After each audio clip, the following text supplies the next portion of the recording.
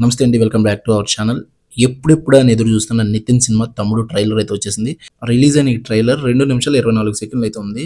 And చూస్తుంటే మాత్రం cinema పక్కా బ్లాక్ బస్టర్ అనిపిస్తుంది. ట్రైలర్ నిండా intentions, emotions, high stake drama and pulsating action ఉన్నాయి. మెయిన్‌గా ఒక తమ్ముడు అక్క కోసం ఇచ్చిన అన్‌బ్రేకబుల్ ప్రామిస్ చుట్టూ కథ తిరుగుతోంది.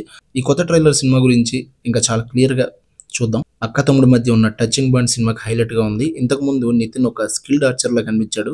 ఈ సినిమాతో నితిన్ క్యారెక్టర్ చిన్నప్పుడే అమ్మను కోల్పోయి తన అక్క ఝాన్సీ కిరణ్మయి పెంపకంలో పెరుగుతాడు. తన అక్క తనకి ఒక నర్చరింగ్ ఫింగర్‌లా, ఒక పిల్లర్ ఆఫ్ స్ట్రెంగ్త్‌లా నిలుస్తుంది. ట్రైలర్‌లో లయపడే ఎమోషనల్ డ్రామా కూడా చూపించారు. అండ్ ఆ టైంలో తన తమ్ముడు ఇచ్చే అన్‌వేవరింగ్ సపోర్ట్ చాలా బాగుంది. నితిన్ క్యారెక్టర్ తన అక్కకి ఏ పరిస్థితిలో అయినా సరే నేను నీకు తోడుగా ఉంటా అని ప్రామిస్ చేస్తాడు. ఆ తర్వాత కథ ఒక డార్క్ అండ్ డేంజరస్ వరల్డ్‌లోకి అయితే వెళ్తుంది.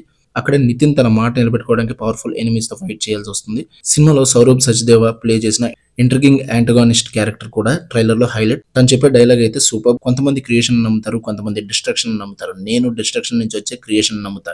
పవర్ఫుల్ డైలాగ్ కదా.